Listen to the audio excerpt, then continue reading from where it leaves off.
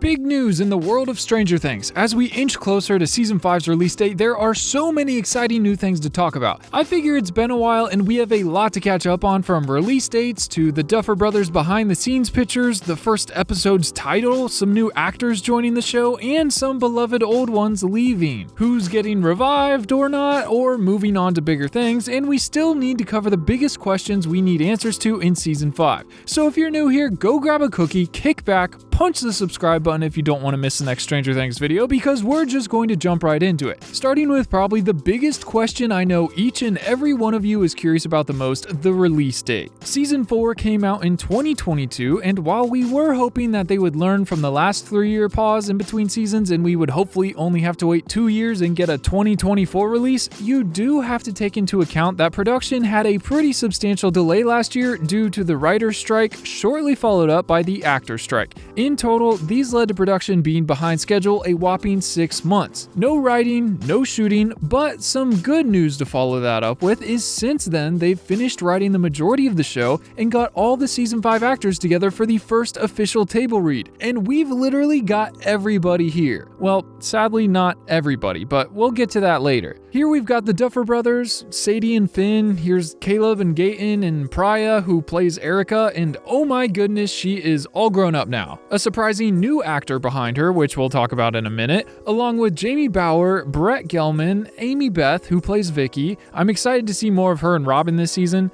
Joe Keery and Maya Hawke, Cara Buono, Winona and David, and then Millie and Noah. As you can see, the cast is super small this year, and the Duffer brothers said that they actually read only the first 6 scripts at the table read, and they're saving the last 2 because they're going to be so emotional. I know everyone was bawling at the last season's finale too, so I can only imagine how hard this final finale will be to get through. Are they finally going to pull the trigger and kill off some major characters this season? Who's sacrificing themselves to save the group? They've already told us they're not going to be introducing a bunch of new characters this season like they normally do who end up getting killed off. Eddie, Billy, Bob.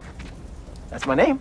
They're going back to their Season 1 roots, where everyone's in the same place and it's the same party that they started out with. There's no filler characters for them to kill off this season. I'm assuming they'll probably kill Vecna, but at what cost? Is Eleven going to sacrifice herself to save her friends? To save everyone? To save the whole world? Is Mike going to sacrifice himself to save Eleven and finally tell her he loves her? What about Will, the outcast? That would bring everybody to tears. He obviously is tied to Vecna and they're going to lean into him being the key this season. It's honestly one of my biggest questions I have going forward. Right now, go down to the comments and tell me one person that you think they're going to kill off this season. But real quick, let's take a second to thank the sponsor of today's video, BetterHelp. BetterHelp is an online therapy service that just wants to see you reach your 2024 goals. No matter what you've set out to accomplish this year, whether it's getting a new job or building stronger relationships with your family and friends, or even if you just need a little help cutting down on stress this year, BetterHelp is ready to make sure you achieve all your goals and take on your biggest challenges this year. And with how easy it is to have your therapy sessions over a phone call or video chat, they let you do it the way you want that you're the most comfortable with. They're going to match you to one of their 300,000 therapists in their network based off of your specific needs and what you're currently going through. You can head over to betterhelp.com/MichaelJ and fill out a quick questionnaire to help match you to the therapist that is best suited to help you. Then they'll schedule therapy sessions around whatever times work best for your schedule, and if for some reason you're not happy with the therapist you're matched with, you can always switch therapists at the click of a button at no extra cost, which is so nice. No need for any extra anxiety. If you're ready to tackle your 2024 goals head on along with 4 million other people, click the link in the description or head over to betterhelp.com/MichaelJ to start living healthier today, and you'll get 10% off your first month of therapy if you use my link. Thanks to BetterHelp for sponsoring the channel. Now let's get back to the video. Now moving on, I know we said that the shooting schedule is 6 months behind, but the good news is, as of me posting this video, they are currently 5 weeks into filming Season 5. Right now, they are in Atlanta shooting their hearts away, and if you follow Ross Duffer on Instagram, you might have seen his little behind-the-scenes weekly shooting updates. Day 1 was shooting Steve and Robin together, as well as Nancy and Jonathan. It looks like this is some underground bunker here, or possibly just Murray's home. It kind of has the same dark, dingy stone wall feeling, and we know he's more than prepared for a doomsday like this, and it might be the best place not under the military's eye to lay low. The rest of these pics look like a cool set photo dump, but they may give us more information than you think. The shot of Steve's shoe with some snacks is full of nostalgia. There's a cool 80s Dorito bag of chips and an old vintage box of Cheez-Its, and the most important thing though is Steve's Nike Air Max 1s. These were released in March of 1987, suggesting that there's been at least a year time jump since we left them at the end of season 4. But wait, there's more. Next, in the picture with the Pink Floyd poster, if we zoom and enhance, we can see there's a book line here called Planning, Shaping, and Slotting by Fred Calvin. This was originally written in 1943, but this specific edition was a re-release published in 1988, suggesting there's been a 2-year time jump, which is even crazier. How would everyone have been able to live with this giant hellhole in Hawkins for 2 years without us? You're saying we missed 2 years of Joyce and Hopper finally dating? What else did we miss? 1 year I'm fine with if they have to jump, but 2 years is a lot of time, especially for Max to still be in that coma. There's so much simmering for them to just skip over 2 years like that. It's going to be interesting to see how they handle it. And the last pic is of a bunch of old equipment. While first thought it's Hawkins' lab, it's unlikely there would be family photos on the wall. I think it's more likely to be the radio station that they show they were shooting at in weeks 3 and 4. I would assume this is what a radio station in the 80s might have looked like, and the photo on the wall could be a music band or some kind of artist group. If anyone recognizes the picture, it's a little blurry for me to see, and you can identify what it is, comment down below. Now week 2 shows Mike in his room with a cool Star Wars poster on the wall. You know I appreciate that. And I would assume the next picture is of Mike's locker. There's a broadcast channel on the official Stranger Things Instagram page, and they posted the full pic asking if you thought it was Mike or Dustin's locker, so who knows. I like the Hellfire Lives though. Then we get a season 5 look at Mike's basement, where it all started, and I gotta say, it looks a lot cleaner than how we first saw it. And then I think this is another shot from inside the radio station they teased shooting at in week 3 and 4. I feel like this is going to play a large role this season. Dustin could literally broadcast to Susie and back 10 times over with this thing. There's a cool bike shot of what looks to be at the Hawkins High track field. I hope we get to see them biking all around Hawkins through all the destruction. I think that'll be really cool. Just kind of the city in a state of chaos for 2 years. And then the coolest pic is of Finn and Millie together in a field. It kind of looks like the field surrounding the radio broadcasting tower. I do like that they gave her a hat to cover up her head because if you look closely, you can see her long hair peeking out. It'd be cool to see Eleven with long hair that she grew out over the last 2 years that we didn't see her. Also, super cool to see Matt Duffer rocking this Supreme Hell on Earth hoodie, very fitting for this season. Week 3 and 4 starts with the picture outside the radio tower. Millie has the same hat on, hiding the hair, and I love that she has a full body zip up jacket to hide her look so no one can get any sneak peeks. Next is a bloody shoe. Yup, just that. No context, no idea what's happening here. Maybe someone stepped on a Demogorgon. Just put that away in your brain and remember it for when season 5 comes out. Next is a book called A Wrinkle in Time, which I have not read yet. I might need to prep for season 5. The summary reads, the main characters embark on a journey through space and time from galaxy to galaxy as they endeavor to rescue the main girl's father and fight back the black thing that has intruded into several worlds. I mean, that's basically the plot of Stranger Things. How does it end though? And then we get a throwback picture of the old bus from the junkyard they almost died in. This is so cool. Does everyone remember this scene?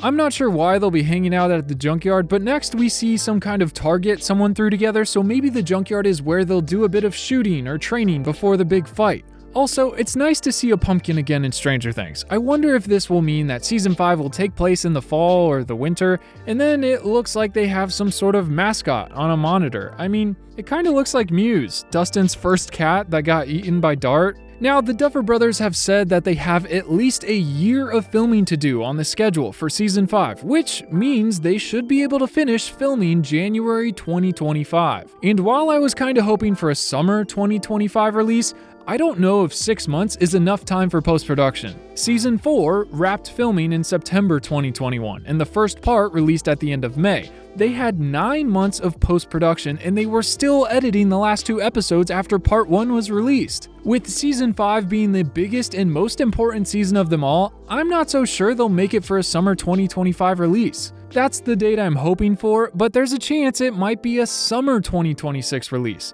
Technically, they could release fall of 2025 given the darker tone of the season plus the pumpkin we saw in that last shot. They tend to like to release the seasons close to when they actually take place in the year. They do love their summer releases though, but with the pumpkin, there's a chance that it's a fall/winter season. I guess we'll have to put a pin in this and just hope for the best until they tell us, but don't hold your breath. They've also released the title of the first episode, The Crawl. Usually they introduce us into the season by a random scene that we go back later in the season and learn was very important. Season 1 was a Demogorgon escaping that later came back and kidnapped Will. Season 2 was the Cali gang that 11 later ran away to grow her powers. Season 3 was the Russians testing the portal opening device that we ended the season by destroying. Season 4 was the flashback of Brenner the day of the massacre, which we revisit heavily and kind of what the whole season was built around. So there's a good chance season 5 will follow suit, and I wouldn't be surprised if they tease us with a big question that they left us with in season 4. In fact, one of the biggest ones that they just seem to breeze over. When they're in the Upside Down, Nancy realizes that the Upside Down is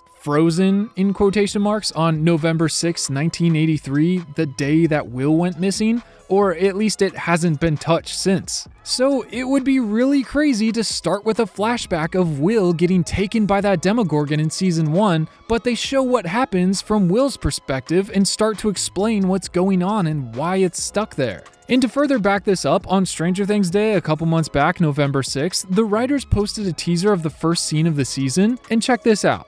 Darkness, the sound of cold wind, groaning trees, and a child's voice singing a familiar song.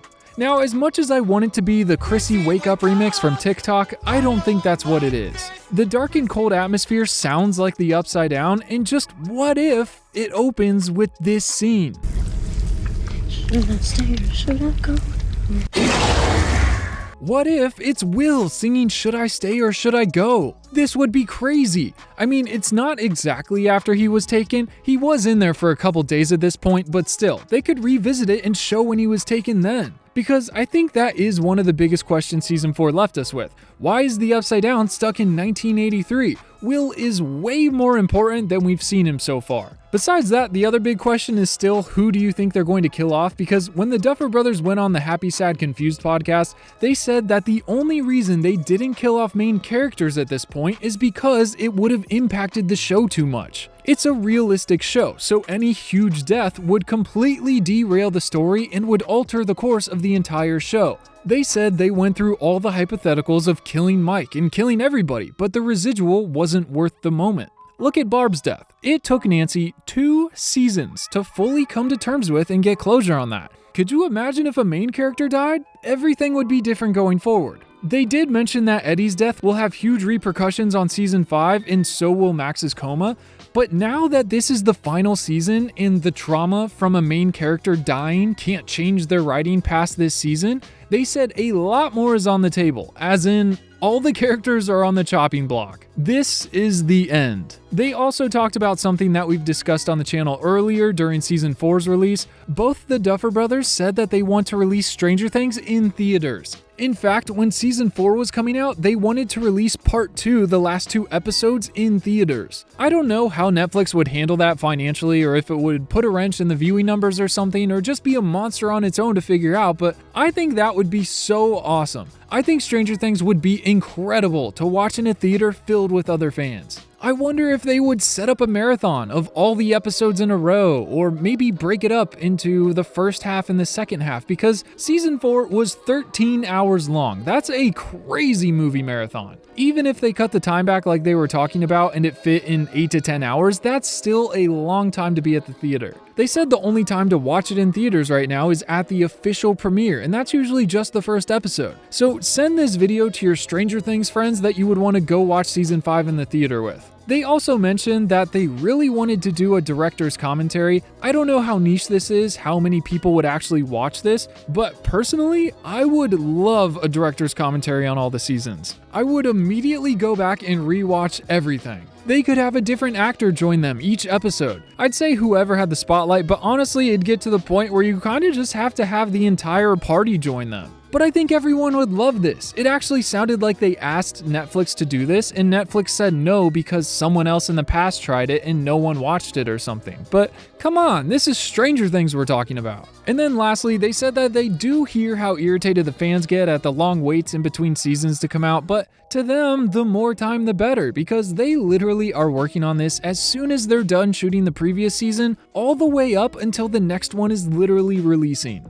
I mean, with season 4, it came out and they were still tweaking things, and Netflix had to tell them to stop. I can't imagine how crazy this season is going to go. We've got Linda Hamilton joining the cast for season 5. I'm sure she'll play some sort of tough military leader overseeing the Hawkins destruction, especially as Vecna starts to send his minions through the portals and attack the town. And then unfortunately, we will not be having Eduardo Franco, who played Argyle, join us for season 5. I mean, you kinda gotta expect it with everything taking place solely in Hawkins with mainly the season 1 cast. But I don't know, people still seem to be surprised by it, but it's not like Argyle's going to move to Hawkins from California just to hang out with Jonathan. I mean, a hole to hell just opened up. If anything, he'd want to get away from there and go see Susie's sister or something. Eddie Munson had a pretty wholesome book come out about him, and I just made a video going over the new character details, including why his dad isn't in season 4 and what happened to his mother. There's some crazy backstory in there you won't believe, from blackmailing the Hawkins principal to being on the verge of becoming a rock star and leaving Hawkins to almost convincing Will in season 2 when everyone was calling him Zombie Boy to join Hellfire Club. Go watch that video or you'll get sucked into the Upside Down. I'll see you soon in the comments. Peace.